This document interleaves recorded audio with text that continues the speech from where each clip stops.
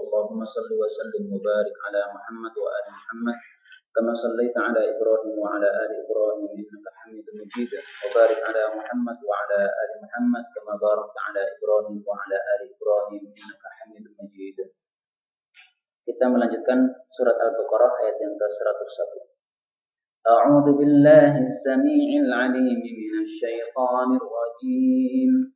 Walamma ja'ahum rasulun min 'indillahi musaddiqun lima ma'ahum nabada fariqun minal ladzina utul kitaba kitaballahi wara'a dhuhurihim ka'annahum la ya'lamun. واتبعوا ما تتلو الشياطين على ملك سليمان وما كفر سليمان ولكن الشياطين كفروا يعلمون الناس السحر وما أنزل على الملكين ببابل هاروت وماروت وما يعلمان من أحد حتى يقولا إنما نحن فتنة فلا تكفر ويتعلمون منهما ما يفرقون به بين المرء وزوجه وما هم بضارين به من أحد إلا بإذن الله ويتعلمون ما يضرهم ولا ينفعهم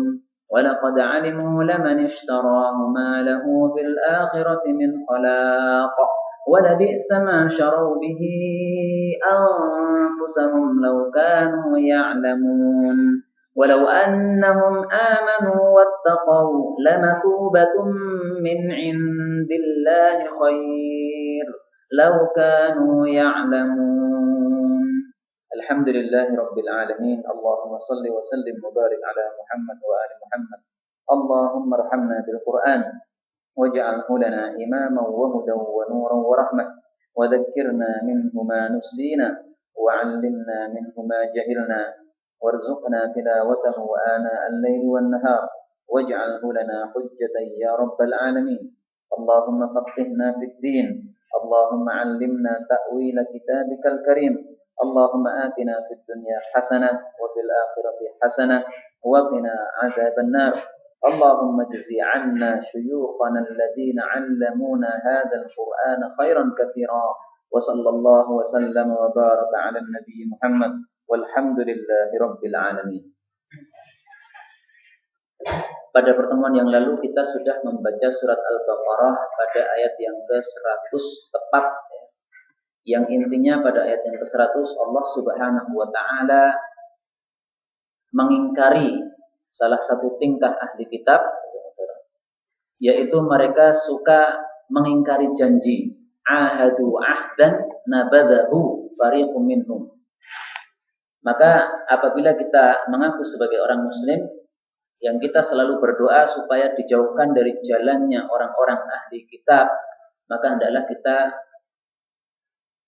menghindari sikap dan tingkah ini, yaitu menyelisih janji yang sudah kita buat, baik janji itu kepada Allah Subhanahu wa taala atau janji itu kepada diri kita sendiri atau janji itu kepada sesama makhluk Allah Subhanahu wa taala. Kemudian Allah Subhanahu wa taala menyampaikan pada ayat selanjutnya 101, itu adalah contoh bagaimana sikap mereka menolak kebenaran, padahal kebenaran itu sudah mereka ketahui di depan mata mereka. Maka Allah mengatakan walamma, dan tatkala ja'ahum, datang kepada mereka rasulun, seorang utusan yang besar. Datangnya dari mana? Min indillah, dari hadapan Allah Subhanahu wa taala. Yang sifat rasul itu adalah musaddiqun, membenarkan lima, terhadap apa-apa yang, maksudnya kitab yang ma'ahum, bersama mereka, yaitu kitab Taurat untuk orang-orang Yahudi, kitab Injil untuk orang-orang Nasrani. Nabada, maka membuanglah fariqun, sekelompok orang, minal ladzina utul kitab, dari orang-orang yang diberi kitab. Membuang apa? Kitabullah, kitabnya Allah, yaitu Al-Quran Al-Karim, wara'a dhuhurihim, di belakang punggung-punggung mereka. Ka'annahum, seolah-olah mereka itu la ya'lamun, mereka tidak mengetahui, yaitu tidak mengetahui bahwasanya itu adalah kitabullah atau bahwasanya itu adalah kebenaran. Baik, ayat yang ke-101 ini intinya adalah bahwa termasuk sikap atau tingkahnya ahli kitab yang dibenci oleh Allah dan dimurkai oleh Allah itu adalah membuang kebenaran. Nabadha fariqun, membuang kitab Allah yaitu kebenaran, wara'a buhurin. Nah, karena itu kita sebagai muslim yang setiap hari mengatakan ihdinas siratal mustaqim, siratal ladzina an'amta 'alaihim ghairil maghdubi 'alaihim waladdallin, maka wajib hukumnya bagi kita untuk menyelisih mereka. Karena Nabi Shallallahu alaihi wasallam sudah bersabda, khalifu al-yahuda wan nasara, selisihilah orang-orang Yahudi dan orang-orang Nasrani. Nah, kalau sikap mereka adalah membuang Al-Qur'an di belakang punggung mereka alias tidak mau menerima kebenaran, berarti wajib hukumnya bagi kita untuk menerima kebenaran yang sudah sampai kepada kita. Kita setiap malam seperti ini belajar Al-Quran dan belajar hadis Nabi Shallallahu Alaihi Wasallam. Nah, kalau kita sudah mengetahui kebenaran yang sudah disampaikan dalam Al-Quran maupun sunnah itu, tapi kita masih nekat mengikuti adat kita atau mengikuti hawa nafsu kita, maka berarti kita masih termasuk di dalam ayat ini. Nabadha fariqun minal ladzina utul kitaba kitaballahi wara'a dhuhurihim. Tayyib. Maka Nabi Shallallahu Alaihi Wasallam dalam hadis yang sahih, beliau menganggap sikap seperti itu adalah sikap kesombongan. Apa kata beliau? Beliau mendefinisikan sikap sombong. Maka beliau mengatakan al-kibru, yang disebut sombong itu adalah man bataral haq, orang yang menolak kebenaran, wa ghamaqan nas, dan meremehkan manusia.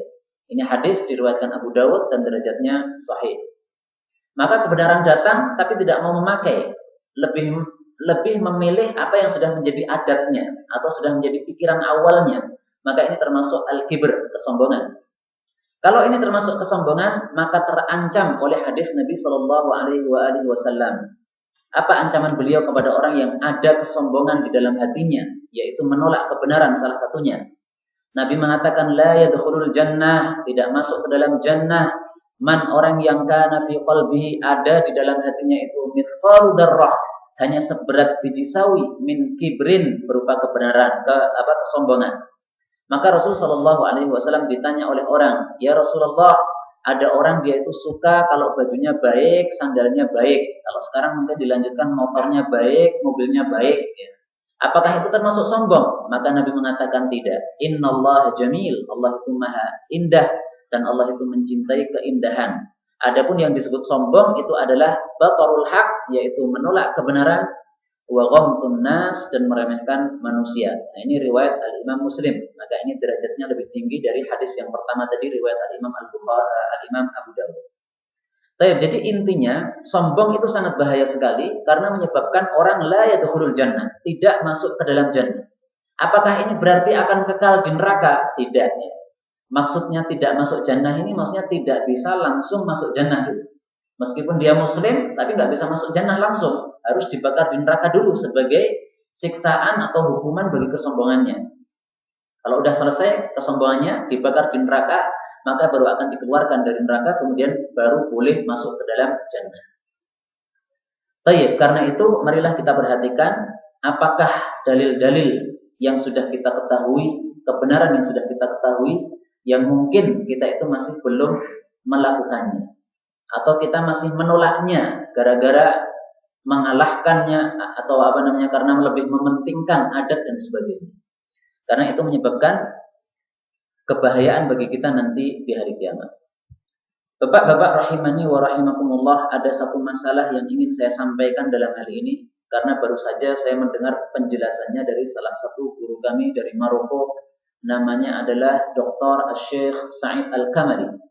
Beliau menyampaikan sebuah hadis Nabi Shallallahu Alaihi Wasallam yang banyak dilanggar oleh manusia pada saat ini. Apa kata Nabi Shallallahu Alaihi Wasallam? Ini masalah tentang khutbah Jumat. Meskipun mungkin orang menganggapnya sepele, tapi bagi para ulama, termasuk Syekh Al-Kamali, beliau menganggap ini enggak sepele. Nabi mengatakan, inna, sesungguhnya tula salatir rajul, panjangnya atau lamanya salat seseorang, wa qisara khutbatihi, dan pendeknya khutbah, itu ma'innatun min fiqhihi, itu adalah tanda bahwasanya dia itu paham agama. Fa'atirus shalah, maka panjangkanlah salat, wa aqsirul khutbah, dan pendekkanlah khutbah. Ini kalimat sangat jelas ya. Wa inna minal bayani lasihra. Sungguh kadang-kadang penjelasan itu bersifat menyihir. Artinya sesuatu yang seharusnya baik, kadang-kadang karena orang pintar ngomong, maka yang baik ini dianggap jelek. Atau sebaliknya, sesuatu yang jelek, karena orang pintar ngomong, maka dia bisa menjelaskan bahwa yang jelek ini jadi baik. Maka Nabi Shallallahu Alaihi Wasallam memberikan perhatian di sini, peringatan di sini. Hati-hati, karena kadang-kadang penjelasan itu bersifat sihir dan itu akan bermudarat terhadap orang yang berbicara. Hadis ini diriwayatkan oleh Al-Imam Muslim. Nah, di sini kata guru kami Asy-Syaikh Al-Kamali, beliau mengatakan perintah Nabi sangat jelas. Atilus sholat, panjangkanlah sholat. Aksirul khutbah, pendekkanlah khutbah. Silahkan dibuka di dalam kitab Al-Imam An-Nawawi yang mensyarah hadis ini. Beliau menjelaskan secara tegas bahwasanya maksud hadis ini bahwasanya khutbah Jumat itu semestinya lebih pendek daripada sholatnya. Karena ini perintah Nabi, panjangkan sholat, pendekkan khutbah. Nah, sekarang yang terjadi di Indonesia atau di mana-mana itu lebih panjang apanya, Pak? Khutbahnya jelas. Nggih. Baik, seharusnya dibalik. Ya. Sholatnya mungkin kalau 10 menit, ya berarti khutbahnya dikurangi dari 10 menit. Nah, itulah Nabi mengatakan ma'innatun min fikhihi. Itu tanda orang paham agama. Artinya apa? Orang yang paham, orang yang punya ilmu itu bisa meringkas kata, kalimatnya ringkas tapi padat, bermanfaat. Tapi kalau ngomong terlalu banyak, maka sebagaimana kata para ulama bahwasanya ucapan yang panjang itu yungsi akhiruhu awwalahu. Kalimat terakhirnya menyebabkan lupa kalimat pertamanya. Selesai dari khutbah Jumat, orang ditanya, tadi khutbahnya isinya apa? Apa ya? Walhamdulillahirabbil alamin yang saya ingat. Kalimat terakhir yang diingat, isinya nggak ingat. Kenapa? Karena terlalu panjang. Kalau isinya tidak terlalu panjang, sebagaimana khutbah-khutbah Nabi Muhammad SAW, maka malah lebih bermanfaat. Nah, di sini yang ingin saya garis bawahi adalah nasihat guru kami, Asy-Syaikh Al-Kamali. Beliau mengatakan, zaman sekarang ini kalau orang dibacakan hadis ini, maka nanti banyak beralasan. Salah satu alasannya kata beliau, ketika saya sampaikan hadis ini, kata beliau ya, maka ada orang yang mengatakan, ya Syekh, kan sekarang ini orang banyak yang duduk di depan televisi berjam-jam. Nah, supaya bisa mengalahkan duduk di televisi berjam-jam itu, maka sekarang kita kalahkan dengan duduk di depan khutbah Jumat, juga panjang juga. Maka kata Syekh Al-Kamali, beliau mengatakan ini adalah alasan-alasan yang tidak bisa diterima. Karena hadis sudah jelas.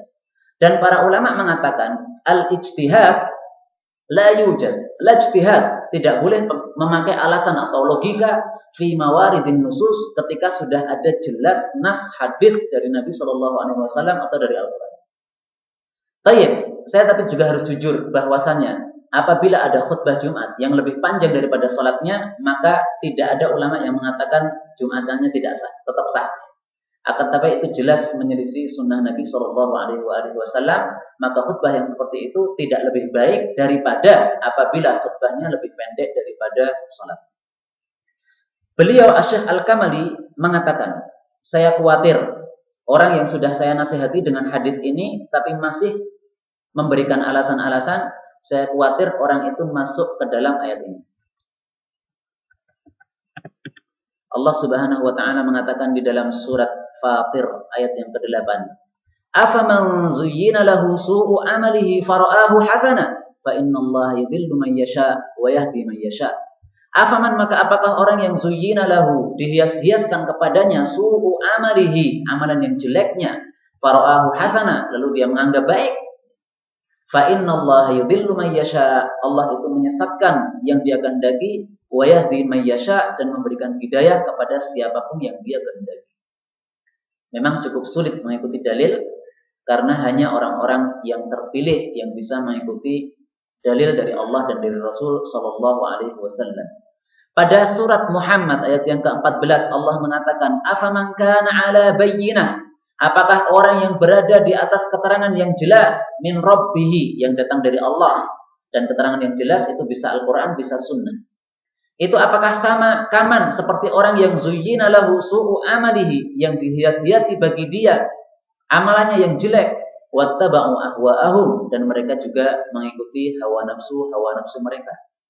nasihat yang ketiga dari Syekh Al-Kamali dari Maroko. Beliau mengatakan, saya khawatir bahwasanya para khatib yang terlalu panjang di dalam khutbahnya itu malah menyebabkan orang jadi takut untuk masuk ke masjid ya. Karena apa? Terlalu panjang, jadi malas ke masjid itu.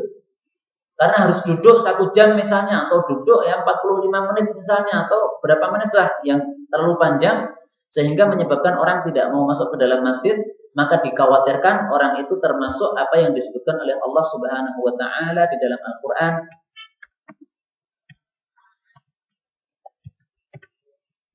Pada surat Al-Baqarah ayat yang ke-114. Wa man adlam, siapakah yang lebih zalim mimman mana'a masajidallah, daripada orang yang menghalangi masjid-masjid Allah, ayyudhkara fiha ismuhu, bahwasanya namanya disebut di dalamnya, wa sa'a fi kharabiha, dan dia itu berusaha untuk merusaknya atau merobohkannya. Jadi gara-gara terlalu panjang di dalam khutbahnya, akhirnya ada yang tidak mau masuk ke masjid. Nah, itu sama dengan menghalangi orang dari masjid-masjid Allah, bahwasanya diingat Allah padanya ya. Dikhawatirkan, kata beliau, orang itu termasuk ini. Dan ketika saya mendengar penjelasan dari beliau ini, saya teringat bahwa itu memang menimpa diri saya. Di kampung saya itu ada masjid yang khutbahnya panjang, ada masjid yang khutbahnya pendek. Yang pendek itu saya meniti biasanya 20 menit. Tapi memang sholatnya tidak sampai 20 menit. Tapi khutbah yang 20 menit ini menurut saya lebih lumayan daripada khutbah-khutbah yang lain yang terlalu panjang. Maka sebenarnya saya tuh suka sholat di masjid yang khutbahnya panjang itu sebenarnya ya. Karena masjidnya lebih besar, masjidnya lebih banyak jamaahnya, dan masjidnya lebih lama dibangun. Padahal masjid itu kalau banyak jamaahnya maka fadilahnya besar. Masjid itu kalau lebih lama dibangun fadilahnya besar daripada masjid yang baru. Tapi dalam hal ini saya memilih masjid yang baru, yang kecil, yang jamaahnya sedikit. Gara-gara apa? Khutbahnya lebih nyunah. Karena saya kalau mendengar khutbah yang terlalu panjang dan itu isinya ngalor ngidul, nggak jelas, nggak dalilnya itu nggak ada, ya ngomong aja, ya maka jadi bosan gitu. Mendengar itu jadi nggak tahan gitu. Ya maka lebih mending menghadiri jamaah yang lebih sedikit. Padahal kalau khutbahnya itu di masjid yang lebih banyak itu nyunah, maka pasti saya salat di sana. Ini maka benar sebagaimana apa kata beliau, bahwasanya orang yang terlalu panjang khutbahnya itu kadang-kadang menyebabkan ada orang muslim yang menjadi tidak mau ke situ. Ini termasuk mimman mana'a masajidallah ayyudhkara fiha. Dikhawatirkan termasuk ini. Wallahu a'lam bishawab. Ini saya sekedar menyampaikan apa yang disampaikan oleh Syekh Sa'id Al-Kamali hafizahullah taala. Dan terakhir sebagai penutup untuk masalah ini, Ibnu Abbas radhiyallahu taala anhu pernah marah-marah gara-gara apa? Dia menyampaikan sebuah dalil dari Nabi, tapi orang malah mengatakan jangan gitu ya. Abu Bakar saja, Umar saja ngomong gini. Jadi Ibnu Abbas menyampaikan dari Nabi, orang malah menyampaikan dari Abu Bakar, dari Umar. Maka Ibnu Abbas sangat marah bukan main. Apa kata beliau? Ini adalah kalimat yang sangat terkenal dari Ibnu Abbas ketika memarahi orang itu. Beliau mengatakan, yushik, nyaris antang zila alaikum hijaratun minas sama. Nyaris kalian itu kena hujan batu dari langit. Aku qala Rasulullah, karena saya mengucapkan Rasulullah bersabda sallallahu alaihi wasallam, wa taqulun, kalian malah mengucapkan qala Abu Bakar wa Umar. Abu Bakar dan Umar berpendapat begini. Maka Ibnu Abbas marah. Nyaris turun hujan batu dari langit kalau menolak sabda Nabi Shallallahu Alaihi Wasallam dengan ucapan orang. Meskipun orang itu adalah ulama, bahkan ulamanya ulama Abu Bakar dan Umar, ya, tidak ada yang mengalahkan Abu Bakar dan Umar di antara umat Nabi Muhammad Shallallahu Alaihi Wasallam ini. Karena Abu Bakar dan Umar adalah disepakati oleh seluruh sahabat yang paling utama setelah Rasul Shallallahu Alaihi Wasallam. Sebagaimana disebutkan oleh Al Imam Al Bukhari di dalam kitab Sahihnya dari hadis Ibnu Umar radhiyallahu taala anhu. Baik, ini sudah saya cukupkan masalah ini. Mudah-mudahan ini bisa menyebabkan kita mencintai sunnah Nabi Shallallahu Alaihi Wasallam.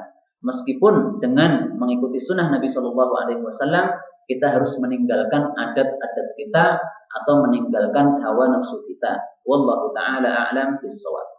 Kemudian pada ayat 101 ini kita bisa mengambil beberapa pelajaran. Yang pertama di sini dikatakan walamma ja'ahum rasul. Rasul ini tadi saya artikan seorang utusan yang besar.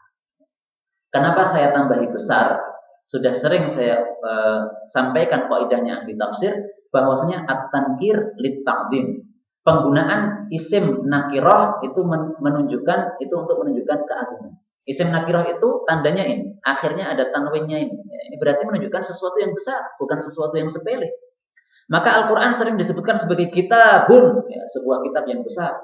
Allah disebut sebagai Rabbun Ghafur, sebuah Rabb atau seorang Rabb yang sangat maha pengampun, sangat maha pengampun, ya. Berarti Rabb yang sangat besar. Nah, kebesaran Rasulullah Shallallahu Alaihi Wasallam itu sudah disebutkan oleh Allah Subhanahu Wa Taala pada akhir surat At-Taubah. Ketika Allah Subhanahu Wa Taala menyebutkan sifat-sifat yang sangat mulia dari Rasul Shallallahu Alaihi Wasallam, maka Allah mengatakan, "Laqad ja'akum rasulun min anfusikum." Sungguh-sungguh sudah datang seorang Rasul yang sangat besar dari diri-diri kalian sendiri. Azizun alaihi ma'anittum. Sangat berat bagi dia kalau kalian itu kesusahan. Jadi tidak suka umatnya kesusahan. Maka apa yang beliau lakukan? Harisun alaikum. Sangat pengen untuk memberikan hidayah kepada kalian. Bil mu'minina raufur rahim. Terhadap orang beriman sangat rauf, sangat kasih sayang, rahim sangat mencintai atau mengasihi atau menyayangi. Ini rauf dengan rahim ini ada persamaan, hanya ada perbedaan sedikit. Baik. Raufur Rahim ini adalah sifat Allah Subhanahu Wa Taala, tapi disematkan oleh Allah di sini untuk sifat Nabi Muhammad Sallallahu Alaihi Wasallam, menunjukkan kebesaran Nabi Muhammad Sallallahu Alaihi Wasallam. Maka ayat inilah ayat yang sangat utama dalam menyampaikan atau menyebutkan fadilah Rasulullah Sallallahu Alaihi Wasallam. Maka dalam ayat yang kita baca tadi, di sini digunakan kata-kata nakirah, ya, Rasulun, tidak pakai alif lam, ar-Rasul tidak begitu, karena untuk mentakzim Rasulullah Sallallahu Alaihi Wasallam. Kemudian faedah yang kedua, Rasulullah Shallallahu Alaihi Wasallam itu adalah musaddiq, membenarkan terhadap kitab Taurat. Apa maksudnya membenarkan ini? Para ulama ahli tafsir mengatakan maksudnya membenarkan dalam masalah usuluddin saja, yaitu pokok-pokoknya agama Islam saja. Adapun rincian-rinciannya, syariatnya, maka berbeda. Antara syariat kitab Al-Quran dengan kitab At-Taurat berbeda. Berarti tidak membenarkan. Ya. Tapi kalau secara umumnya bahwasanya Allah itu adalah esa, bahwasanya kitab Allah itu adalah benar, bahwasanya hari kiamat adalah benar, maka itu musaddiq, itu dibenarkan oleh Al-Quran Al-Karim. Demikian juga para ulama mengatakan, ahli tafsir mengatakan bahwa musaddiq ini maksudnya juga membenarkan bahwasanya Nabi Musa adalah betul-betul sebagai nabi. Membenarkan bahwasanya kitab Taurat adalah betul-betul adalah kitab dari Allah Subhanahu Wa Taala. Membenarkan bahwasanya Nabi Musa sudah menyampaikan dakwahnya atau risalahnya kepada umatnya, yaitu Bani Israel. Dan juga membenarkan nabi-nabi yang lainnya. Karena itu, karena Al-Quran ini atau Rasul Shallallahu Alaihi Wasallam ini fungsinya adalah membenarkan nabi-nabi dan kitab-kitab sebelumnya, maka nanti di hari kiamat kita beserta Nabi Muhammad Shallallahu Alaihi Wasallam akan diminta persaksian kita oleh Allah Subhanahu Wa Taala bahwasanya para nabi-nabi sebelum kita itu sudah menyampaikan dakwahnya. Sebagaimana disebutkan oleh Rasulullah Sallallahu Alaihi Wasallam dalam hadis yang sahih, kata kuncinya adalah hal ballaghakum. Ya, kita bisa mencarinya di dalam kitab Al-Jami' Shaghir karya Al-Imam As-Suyuti rahimahullah. Nabi Sallallahu Alaihi Wasallam mengatakan ya'ti atau yaji'u akan datang an-nabiyyu, nabi. Sebentar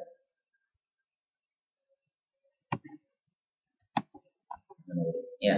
Yaji'u akan datang Nuhun, Nabi Nuh wa ummatuhu, dan beserta umatnya. Maka Allah mengatakan, wahai Nuh, hal ballaghta, apa kamu sudah menyampaikan dakwah?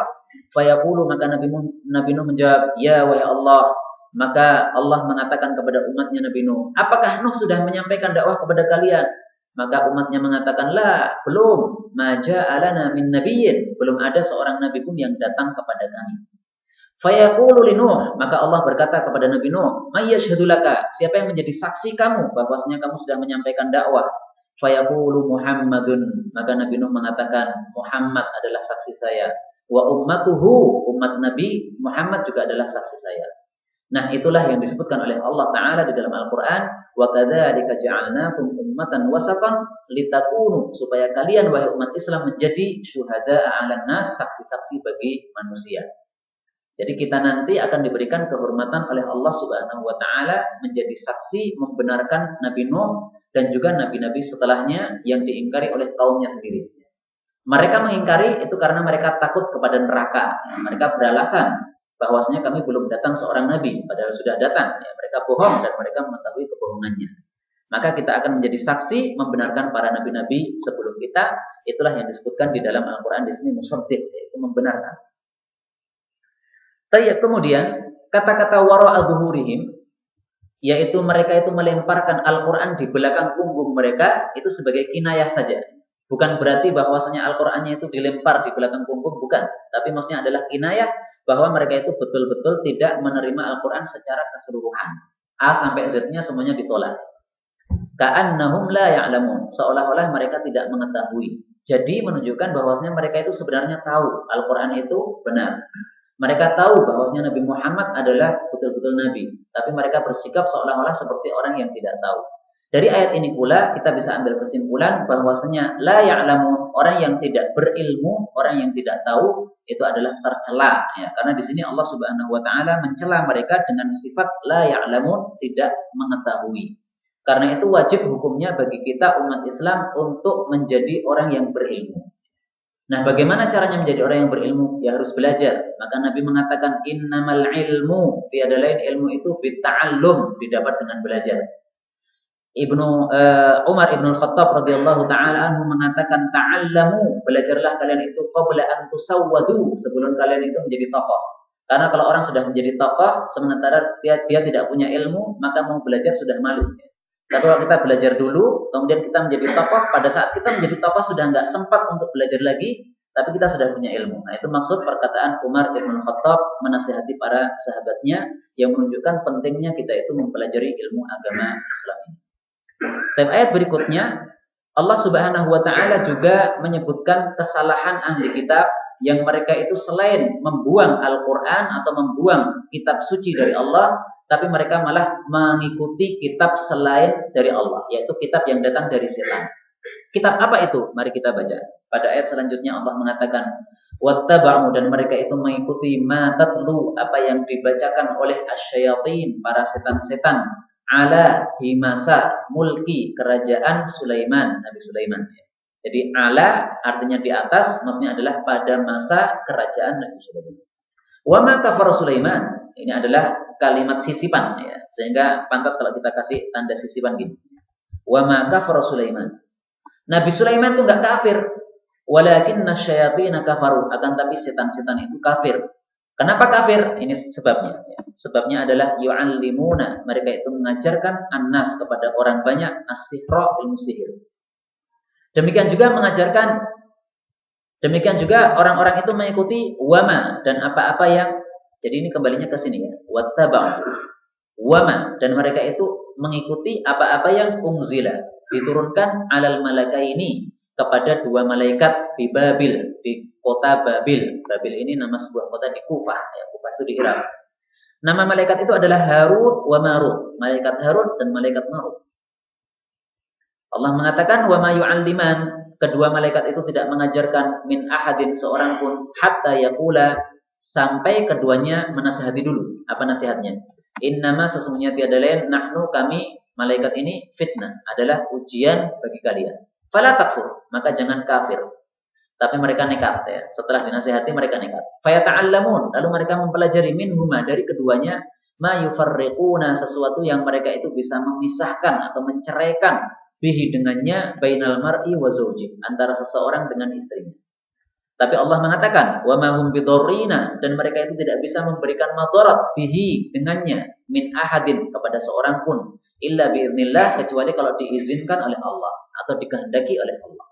Wa yata'allamuna, dan mereka mempelajari ma yadurruhum, apa yang memadarati mereka, wala yanfa'uhum, tidak bermanfaat kepada mereka.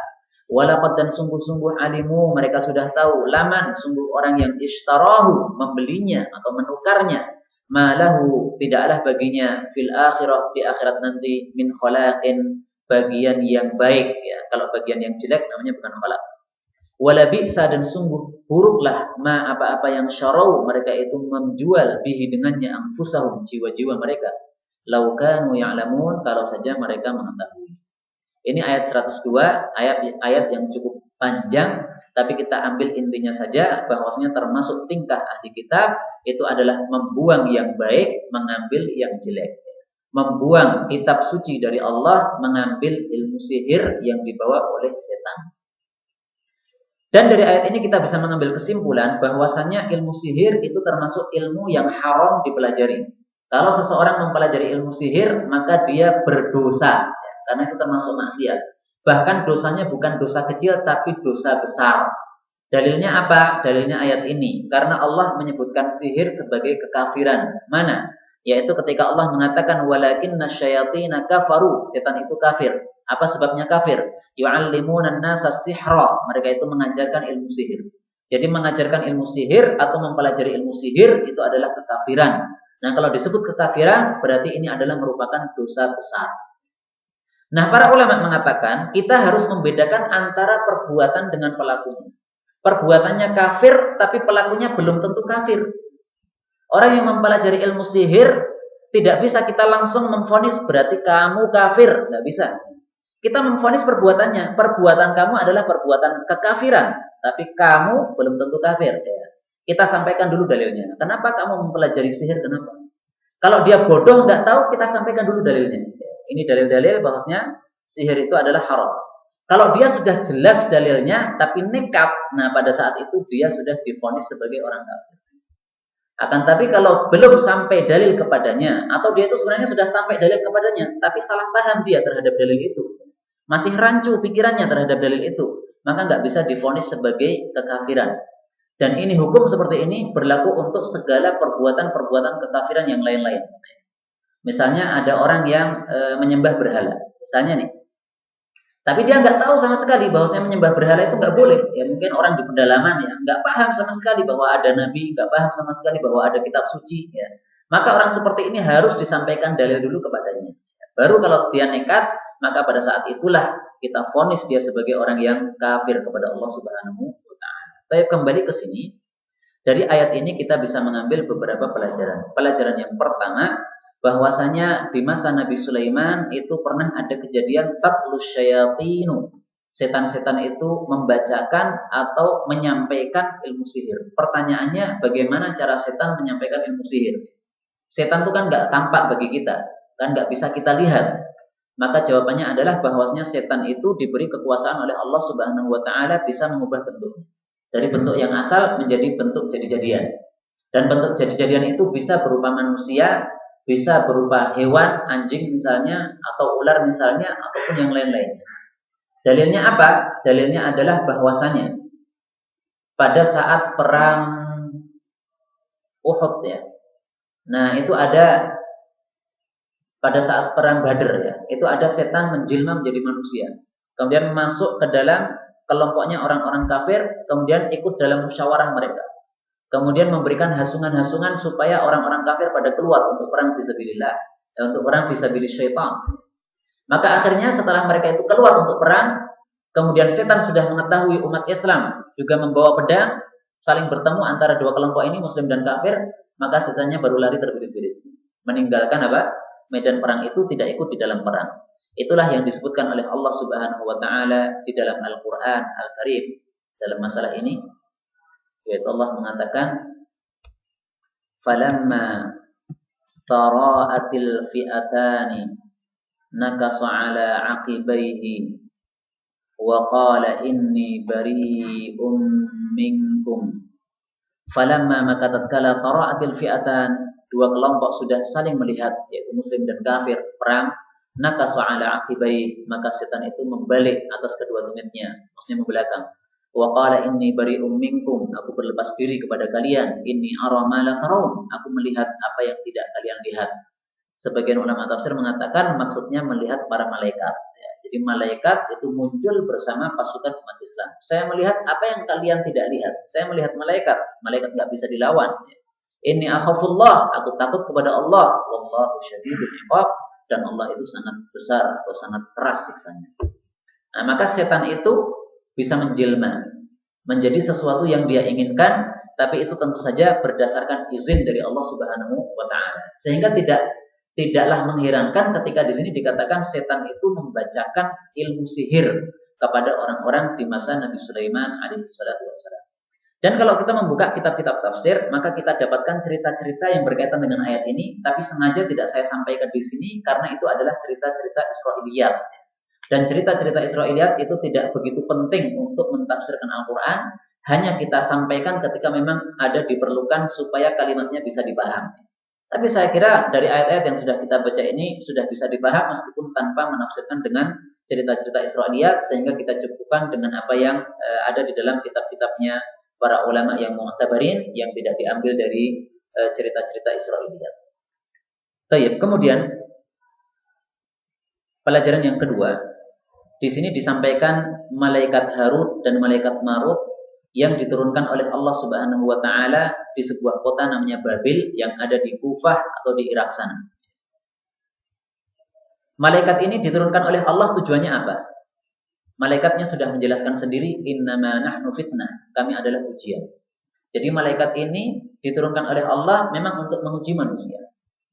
Karena malaikat ini mempunyai ilmu yang termasuk ilmu sihir juga, dan ilmu sihirnya ilmu sihir tingkat tinggi, sehingga bisa digunakan untuk menceraikan suami istri, dan cerai antara suami istri ini termasuk perbuatan yang paling dicintai oleh setan.